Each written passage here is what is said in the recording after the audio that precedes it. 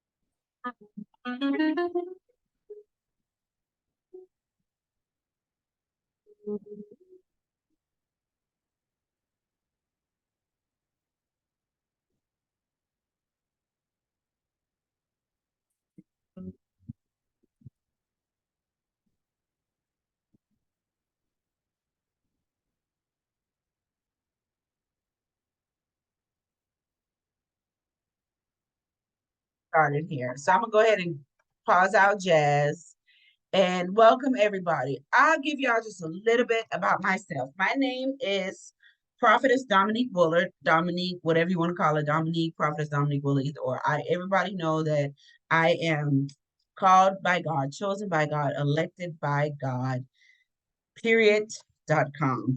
And I say it like that because I'm grateful. And however, sometimes I'm like, Jesus, why? But I my thing is I like to use my services and products and I use them as tools to change people's lives. And when I say change people's lives, I like to make people feel good about themselves, to feel better about themselves. It's a lot going on in this world. It's a lot of competition in this world. And people stress about the wrong things. And it's just to me, it is like it's the best thing you could do is work on you because that's what I do. I work on myself and it keeps me focused. Like I'm a lot of work. So worrying about everybody else really is not my thing because I know that if I'm a lot of work, it's just going to be too much to be trying to work on you and me. However, I still don't negate my opportunity to make impact with somebody else. So there's a difference. You know, when I'm like nosy and all up in other people's businesses, I'm bored. That means I don't have nothing to do, but I'm not that person. I am constantly working on me. And if someone open the doors for me to make impact, I'll make impact. So chapter two, guys, what do y'all think? Chapter two to me has already been dropping some real good gems. One of the questions he asked, one of the statements he made, TD Jakes made, and Disruptive Thinking, he was talking about they were searching for change. Is there anyone that's searching for change in their life? I was speaking to Instagram early, and Instagram, of course, we got Facebook on now, we got Zoom on now. But I was speaking with Instagram earlier before you guys get on, and I was talking about how we took a trauma class today and got certified in, assisting people who have experienced events that cause trauma in their life, traumatic trauma, or, just different traumas in their life, and being able to recognize someone who has experienced trauma and how to get that person to healing. And I think it was a great experience, but the good question is, they were searching for change. There's a lot of people in this world that is searching for change. They might not say it. And maybe you may be one of the people that's searching for change, like you stagnant in your business and your life, and you tired of everything being the same way. And that was a good statement that I believe they made when they say they were searching for change. They were searching for change. And I'll go back. It says political scientists wondered how so many Americans could vote for both Barack Obama and Donald Trump. But the economists knew the answer. And the answer was they were searching for change. They figured, hey, if we get somebody else in office, maybe change can take place. Hey, if somebody else is in position, maybe change can take place. And in our trauma class today, when we got certified for trauma and how to deal with people who have traumatic experience that lead to trauma, you know, I believe that when we deal with these type of people, and even us, you're looking for change. You're looking for deliverance. You're looking for a way to looking for a way to heal, but you don't know how to ask for it. And so that's where just being disruptive in your thinking could come in handy, because you can either ask for it or you could be that difference maker. Remember we said disruptive thinkers are people who come up with the solution, they take over and solve the problems. So, also, another statement that was made was trust has been shredded. Anger is the new American pastime. If we are to be saved, we desperately need to summons the power of disruptive thinking. So, in other words, they're saying that, we as a people at large, we don't trust the government. We don't trust the people who've been in authorities. They told us they was going to do this. They told us they was going to do that. And then they don't do it. Well, what I learned in trauma today, trauma classes, some of the kids think like that. They think just like us. Why should I trust you? How many times you tell me you was going to deliver and do this and do that and you wasn't going to do it or whatever. And that can cause trauma in our world, in our life, with our families, because the trust level has been broken or whatever. And so what he's saying is, for us, because of the need, for us to get back to that next level, the power of disruptive thinking is going to have to take place.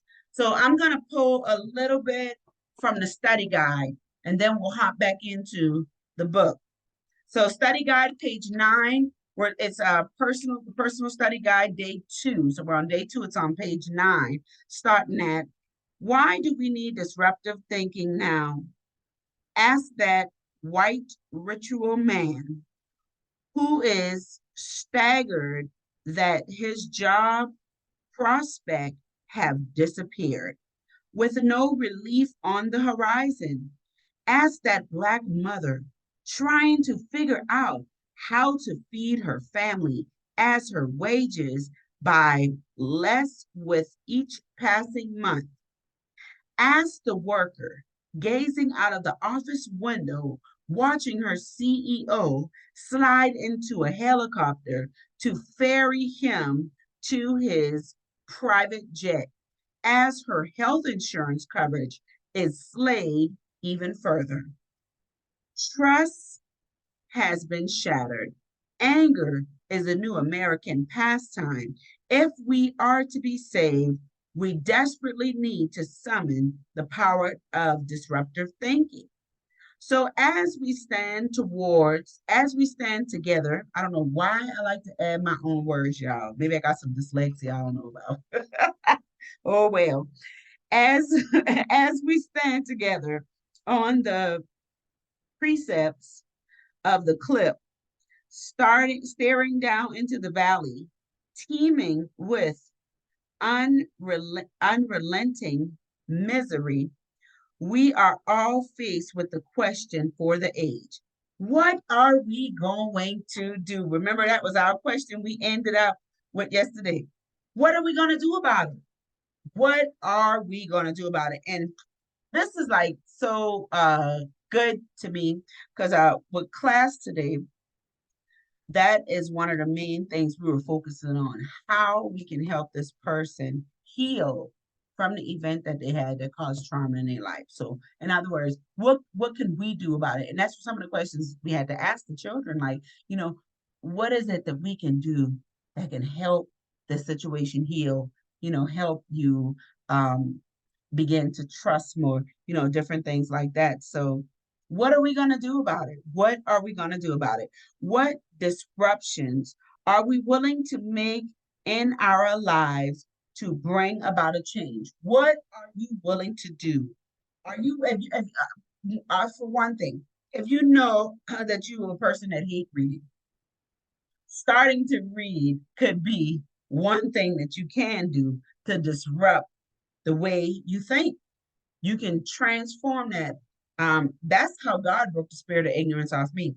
When I was in the beginning of ministry, everybody was really smart. And I'm looking like, dang, these people, they know a whole lot. I'm just learning, so I don't know much or whatever. But I allowed the Holy Spirit to teach me, but I also stayed like in the word, like reading my word, studying the word. It was so bad I was teaching my teddy bears, no lie.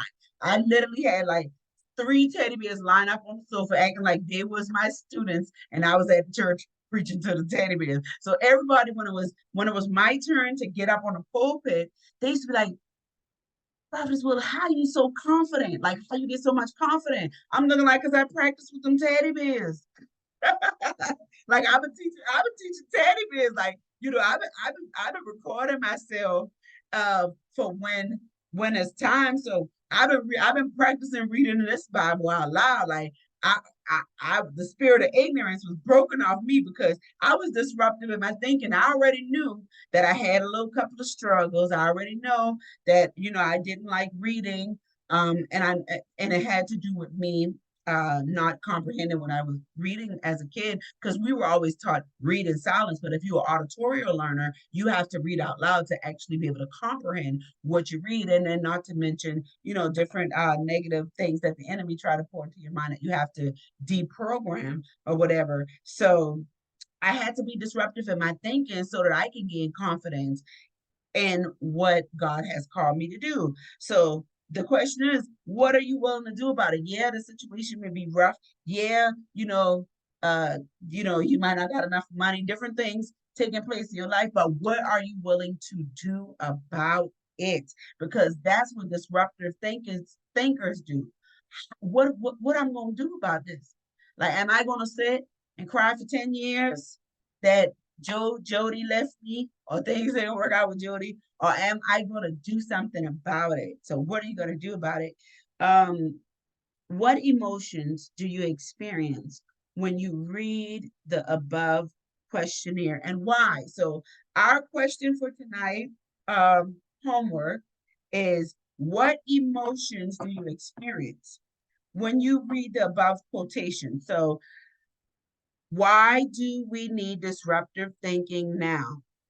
Ask the white man ritual, who is struggling that his job prospect have disappeared with no relief on the horizon. Or, and I probably can relate to this, as that Black mother trying to figure out how to feed her family as her wages by lease with passing months. So, in other words, trying to figure out how you gonna pay the bills, how you about to feed all these kids or whatever, you know, that right there I can relate to. I remember when I was in a certain level in ministry, and I was like, you know what, I'm gonna see, can I pay all my bills and survive without getting assistance? I wanted to see if I could survive because assistance is good, but then sometimes it's annoying because they make you recertify every 6 months and take you through all the stress of bringing the same copies of birth certificate, social security card, pay stubs, and everything that they already had over and over again every 6 months. And then if you don't turn them in, they know they can go get it anyway, but they still stress you out about bringing all this in or whatever to get these assistants and stuff like that. So sometimes getting assistance can be a stressful, and it make you think, well, it made me think like, dang, can I survive without this assistance? Because they're annoying, how can I not get assistance, like literally. I thank God for my career instructor, Miss Jerry, because one day I asked her that. I was like, how do you get off assistance? And she slammed the door. She was like, let the Lord help you. But then she showed me some reading materials that I could read to help program my mind and the way I think so that I can get to that next level, which is what brought me where I am at today. If it wasn't for Miss Jerry giving me the wisdom that she gave me, a lot of career opportunities that I had, I would have not applied for if I didn't listen to that old white lady. Yes, she was a white lady. She was a bomb.com old white lady, but she was my career coach, and I'm so grateful for her. But what are you going to do about it? What are you going to do about it? Because that's what I was looking for different ways. I paid all my bills, and I was like, man, I don't want to apply for assistance, boy. We really need it. I was like, I trust God, boy. God was delivering too. We was getting blessed with so much grocery. It was wonderful because we were getting blessed with groceries. I was working and I was paying all my bills or whatever. And God was like sending people to pour groceries in. But I was willing to take a risk and see, wonder what it would be like if I don't get it for a little while. And that let me know that if I don't want it, I can survive without it, because a lot of people, I had a couple of people who came to me for a job in my company, and they was like, well, how much you pay an hour? Because I don't want to wait. I don't want to make that much money because I don't want to mess up my food stamps. And I'm like, well, do you not know if you start making more money, you don't need the food stamps and you can take the money to buy your groceries, with the right wisdom or whatever and managing your money. But, she was like, I don't want to make too much money. To me, that was the wrong mindset to have, because as a disruptive thinker, I'm talking to some, shoot, how I'm going to make more money, and working in Medicare, a lot of people was like that too. They was like, you know, um, I don't want to make too much money because they're going to make me pay more towards my Medicare and stuff like that. And I'm like, okay.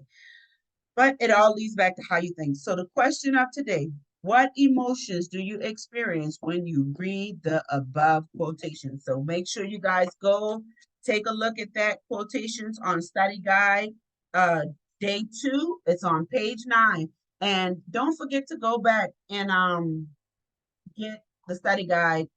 Watch day 1 and day 2 and email me at WOD2015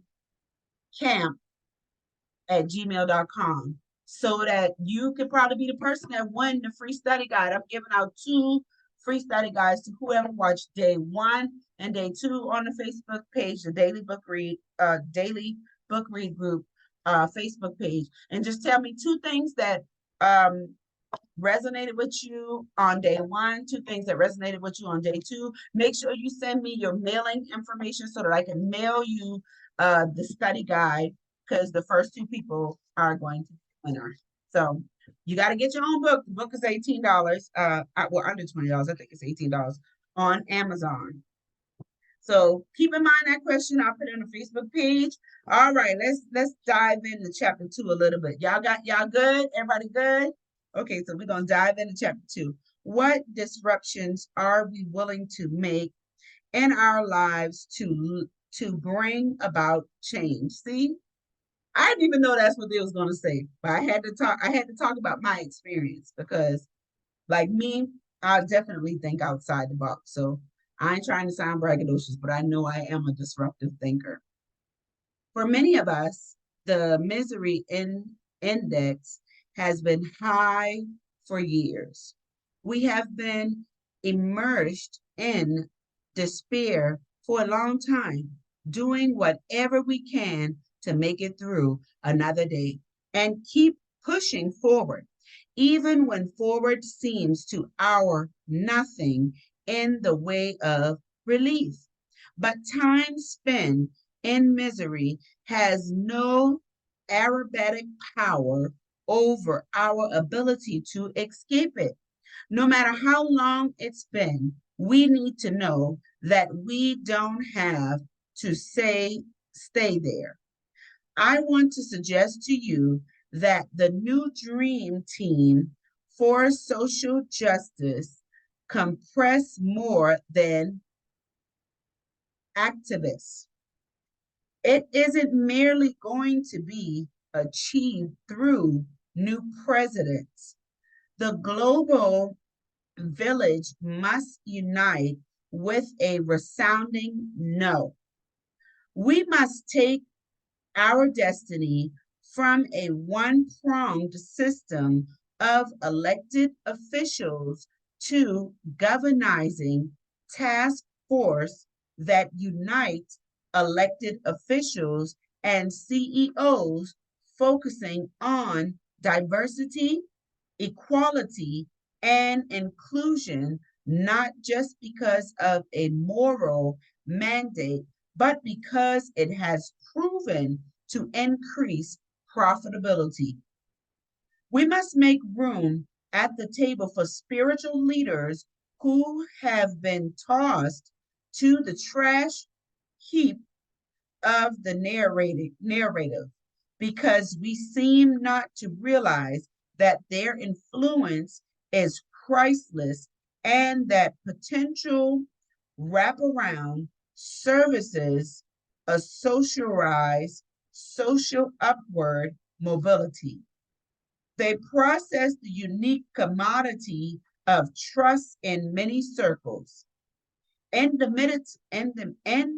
Intermittently, we are becoming increasingly tribal.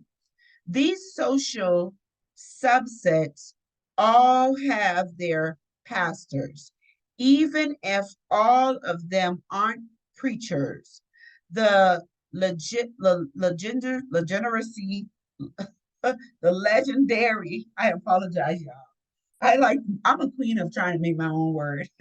The legendary leadership of Bishop Charles Blake and his successor, presiding Bishop John Drew Shred, preside over the largest Pentecostal reformation of predominantly Black Pentecostals. We see the leadership of the current president of the National Baptist Convention of America, Dr. Samuel Tubet, and the president of the Council of Bishops. Of the African Methodist Episcopal Church, Bishop Michael Leon Mitchell, not to mention the tremendous congregational impact of force like hold on, y'all, Charmaine, the God, Oprah Winfrey. Oh, I didn't mess up Charlamagne's name. It's a good thing for context clues, man. Remember that in school, y'all, where they say the context clues will let you know if you're reading the wrong word. Charlemagne the God. I gotta highlight that. I gotta highlight his name so if I ever meet him, I'm gonna be like, dude, I was doing a daily book read group, and bruh, I was reading this book and I messed your whole name up. So Charlemagne the God, Oprah Winfrey, and Susan Taylor. Although they are not pastors, they all have significant following who's listened to them closely. So in other words, he just saying that, they got different levels of pastoral, but they also have other people who have a wide variety of audience that follow them as well, like Charlemagne the God and Oprah Winfrey. I know everybody could take a little bit of Oprah Winfrey and Charlemagne the God, he's pretty straight. Susan Taylor, and who else he says? Oh yeah, Susan Taylor. Although they are not pastors, they all have significance following who listen to them closely. Many of them are contribute to transformative change. Seth Godin, in his best-selling book, Try, does a great job and reminding us that we all have spares of influence. We all have some sort of influence. If you got kids, you got a little bit, you got a level of influence. If you're a leadership in any capacity possible, you got a level of influence. Not all of them are monument influence in instant isn't always relegated to the affluence of famous. It will take all of us from Sean Cobbs to Jay-Z and Beyonce, from former President Barack Obama and his highly respected wife Michelle Obama, right down to John Doe and Sally Somebody, and also the one and only, the business prophetess, and you, and you, and you. All of us. It's going to take all of us. It's going to take all of us. All of us is pretty much what he's trying to say. All are Challery clergies, or colorless clergies. All of them care. Most are helping, but alliances are necessary to win. Now is the time for us to all join hands on the issue we can agree on. We will not, we will need to join hands across party lines and social economist lines, racial lines, and gender division to agree on substantiable living, suitable living, to unite around the common cause on the critical issues is counterintuitive to the proclivity demonstrated among many today. Boy, T.D. Jakes be dropping them words. I'm telling y'all. He be using them words. But I ain't ashamed. I'll try to pronounce them. If I can't, I'll spell them out. People with PhD must work shoulder to shoulder with people with GED to produce quantifiable impact and suitable transformation. And I think that is so true. Like, that's a really powerful statement. Somebody with a PhD should work closely with somebody who got a GED. And the reason why that's a good analogy, and it says, let me finish it off. People with a PhD must work shoulder to shoulder with people with a GED to produce quantifiable impact and suitable transformation, and to develop strategies that aren't merely limited to profit margin and election winners, uniting to form a bridge of hope. And that is so powerful. It's so powerful because I done work with a lot of people who was going through college, and I'm helping them go through college, and I didn't even finish college. And they ask me, how you know all this stuff? How you know all this stuff? Because just because I don't got a PhD, I got the wisdom of God. And see, the wisdom of God trump all that, because like I see, somebody can have all the knowledge in the world, but not a clue what to do with it. There's a lot of knowledgeable people out there. I'm talking about got more degrees than a mama to, but they have no clue what to do with it. So I usually, with my gift, and y'all, some of y'all might got the very same gift too, help those people know where to apply that. Because I always tell my kids, it's one thing to know something, but now you got to know how to apply that what you know. And that's where wisdom come in at, is getting an understanding of all that knowledge that you just take in. And so I think that is a powerful statement. And what y'all think? Y'all don't think that's a powerful statement, because that's saying that no matter what your level of degree is, it's gonna take all of us to correct this system issue. And it's so funny because when I was younger, I used to be like, you know what? They complain about this and complain about that, complain about this person in office.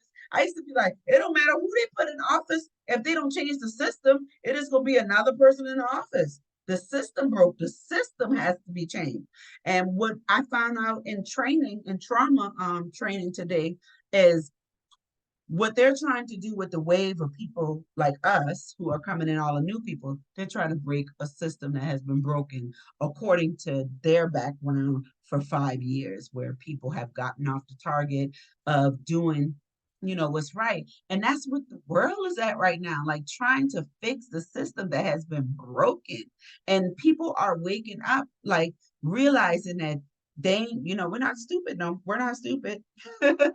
you know, so people are really opening their eyes. So now, you know, we got to work together, because that's the only way it's going to get done, is we work together. And so I heard on the news, Amazon employees were going on a strike, I mean, people are really like literally taking a stance so that their voice will be heard. Not that it might be heard, that it will be heard, because it's just, we all got to work together. It's not one of us, but all of us, myself included, who must step up and contribute by being change agents. Hashtag change agent in the chat. Somebody on Instagram dropped that hashtag change agent in the chat. I will talk more about how we are building bridges that we hope create additional change in housing, employment, and educational programs, all aimed at closing the column between us without replacing any of us. Recently, the Dallas Regional Chamber appointed a task force to determine whether our city ranked for diversity, equality, and inclusion, DEI. The results were shocking. Dismissal in Dallas County, women earn 20% less than their male counterparts over a 5-year time span from 2015 to 2020, lower than the national average of 18% less, while a majority of 398 companies surveyed had DEI, which stands for, he just gave it, diversity, equality, and inclusion, as a core value. Less than half of those surveyed have any accountability in place to promote the values expressed. Wow. And that is so true. In other words, that's like saying, like, we saying we stand by this. We saying we stand by that, but do we really stand by it? Like, are we really implementing these values that we say we stand by? Are you living by these actual values? Is your company presenting these actual values that you say you stand by? And what he was saying is, they were saying that they stand for equality. They were saying that they're for diversity. They were saying that they're for inclusion. But however, the company was not implemented based on the survey that was done. So that was the values according to the policy for the company, but it wasn't being presented. And so what are some of the values that our country say they stand by, but they're actually not holding up to, which took away the trust? Remember when he said, and in chapter 2, he said a trust has been shattered because they're saying we stand by this, but we really haven't been standing by it for some years now. The system been broken for quite a while. But now it's going to take for disruptive thinkers, us, It's going to take for some people some change agents, us, to get in position so that we can make some things happen. I always say that we were able to eat off of the fruits of Malcolm X and Martin Luther King and Abraham Lincoln, who did something to make a change. Now it is our time to make a change. It's our time to get on our mark. You know, when you about to race, get on your mark, get set, let's go. It's our time to do that. But for the next generation, you know, each generation slays something so that the next generation can have something to eat.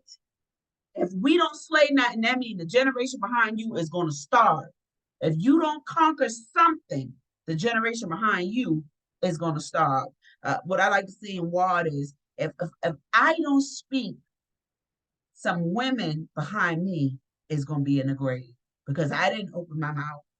I didn't give my testimony. I didn't help set them free. And so they were searching for change. Guys, it's already 6:28, so I usually don't like to keep you past 30 minutes because I know that our attention span is, you know, we get bored quick, and I want to give you time to be able to chew some of that because that's some really powerful stuff. And you know, everybody was talking about that topic. You know, do you think men and women should be 50-50? And I had voiced my opinion. I was like, well, my opinion is it probably should be like 80-20 because women don't make as much as men. You know, they could be in the same field, but men are going to get paid more because women is underpaid. So I don't think it should be 50-50 because we ain't about to make 50-50. I think it should be 80-20. And then not to mention all the additional things that a woman does, you know, that can't even account for his sweat equity in my Charlemagne the God voice. But it makes sense. So that's just my opinion. You know, email me on it. I don't care. It'll be all good. But going back to that last statement, people with a PhD must work shoulder to shoulder with people with a GED to produce qualified impact and sustainable transformation and to develop strategies that aren't merely limited to profit margins and election winners uniting to form a bridge of hope. We're going to end on that. Thank you guys for showing up. Don't forget, I will put the question in the chat for tonight, but I want that to meditate and resonate with you because you are in a position where you can make impact. You are somebody that can be the change agent. Your little thing that you think is little is actually bigger when you share it with somebody else. This book read might seem like nothing to me, but it may be something to all of y'all where you can advance, grow, and have change in your life. And then it be like a forest fire where you spread it and other people have change in their life as well. So thank you guys for coming and have